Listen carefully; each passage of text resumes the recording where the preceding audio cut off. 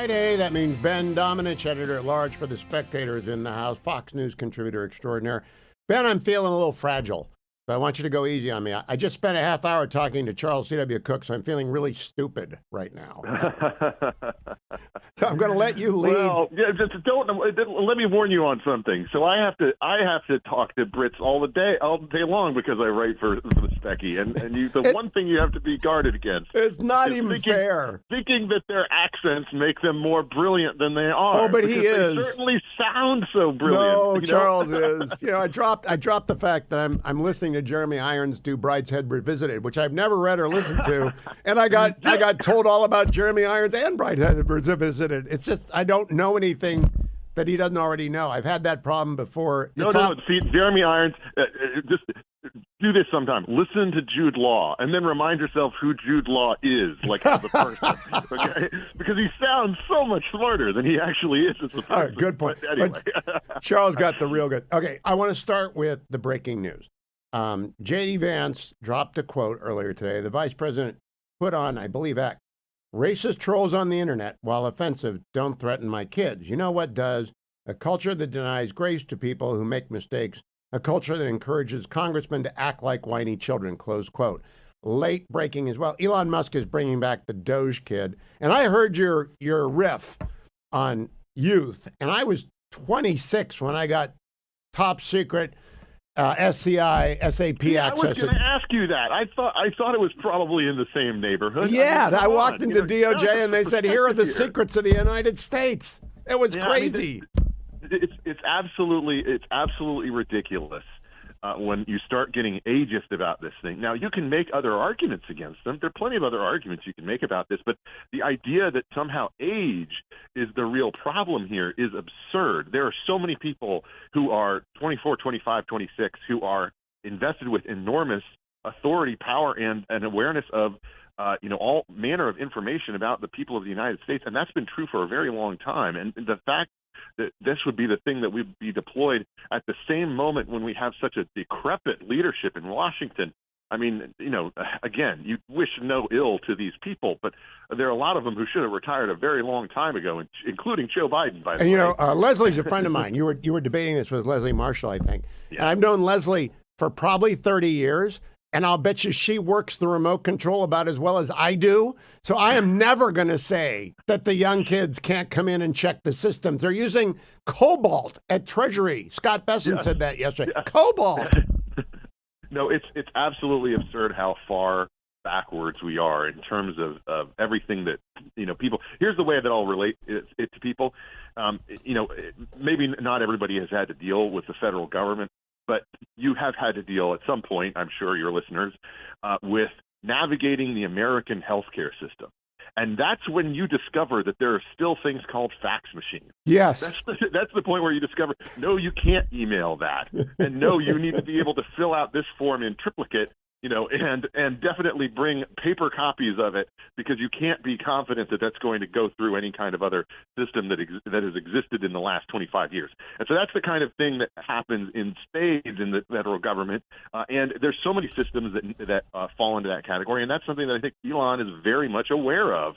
And the people around him certainly are. So, look, bringing in a little bit of youth, by which we really mean bringing in even a small degree of modernization to so many of these decrepit institutions, is a very good thing and long overdue. I have not stayed current with this particular young man and I don't have no idea what he posted. Do you have an update on?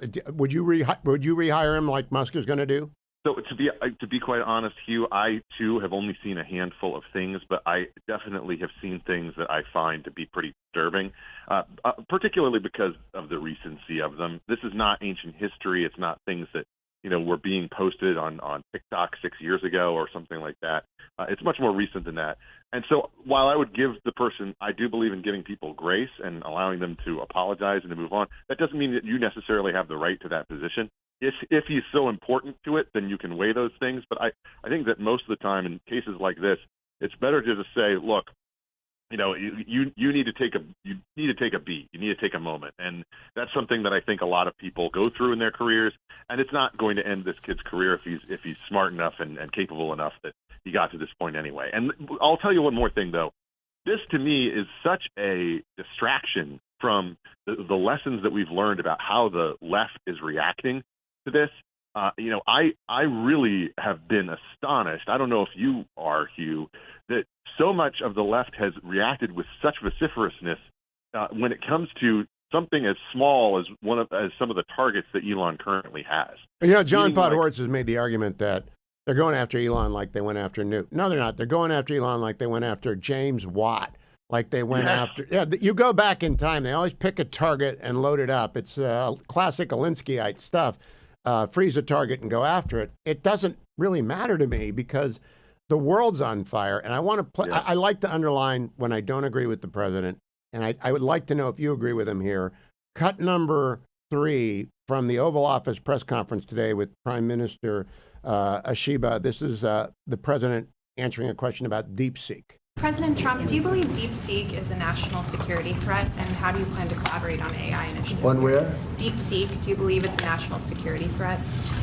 No, I think it's happening. I mean, it's a technology that's happening. It's actually, I think we're going to benefit if it's correct what's going on now, that it'll be a lot less expensive. The AI we're talking about will be a lot less expensive than people originally thought. That's a good thing. I view that as a very good development, not a bad development.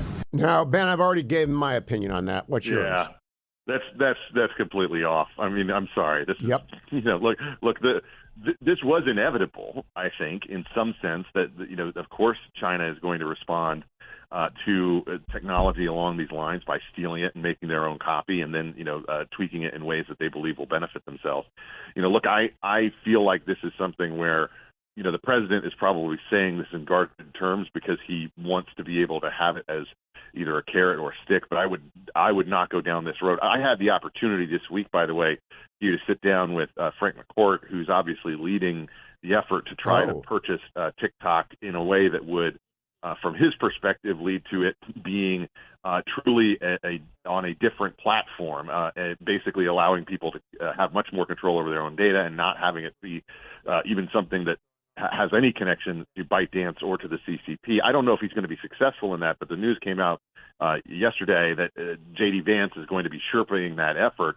I certainly hope that this is not a situation where, similarly to DeepSeek, where the popularity of a product outpaces the president's awareness of the national security risk that it poses to the American people, not just now, but in the future. I don't know that we've proven yet that DeepSeek is another spyware. But I've told all my law students they're just asking spies to come live in their house if they have TikTok, and the same thing goes for DeepSeek.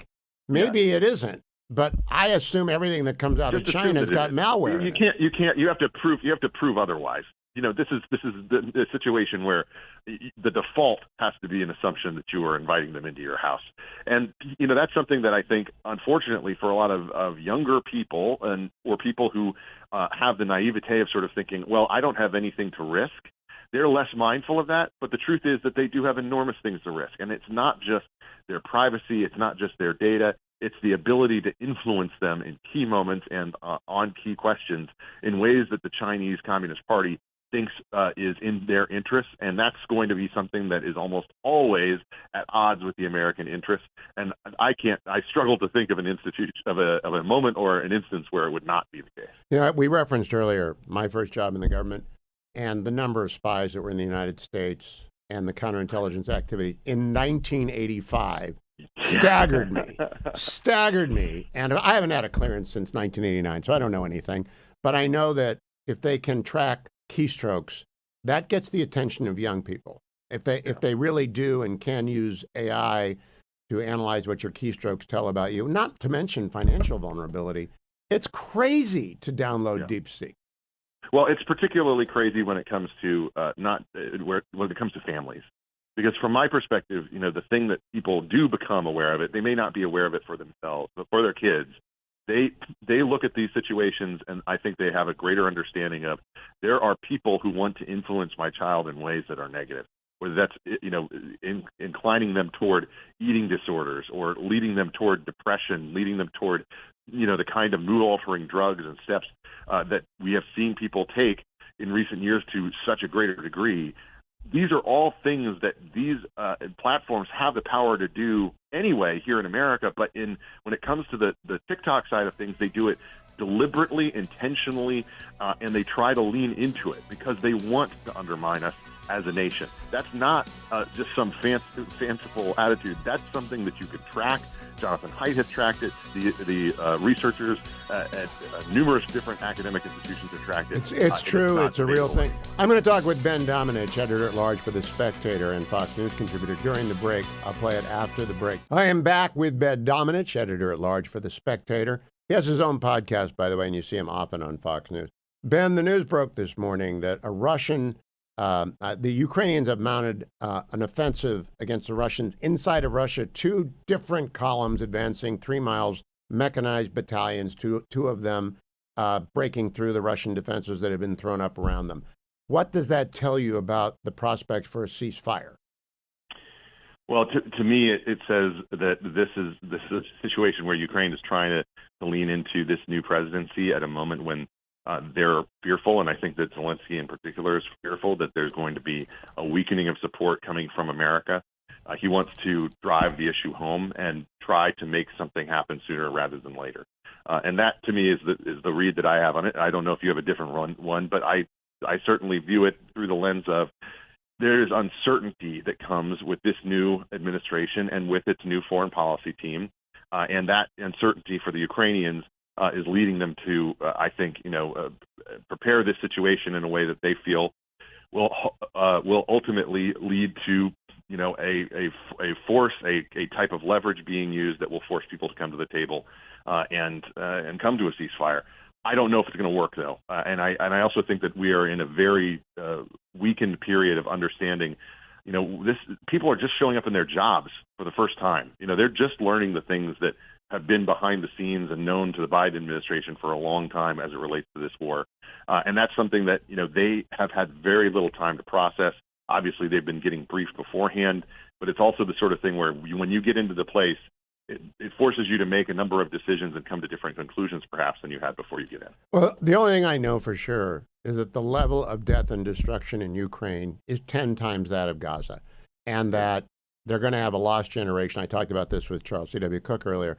They're going to have a World War I after effect in Ukraine unless they may be escalating to de-escalate. That's my best hope. What do you think are the prospects of a satisfactory ceasefire? Not a surrender, but a satisfactory ceasefire.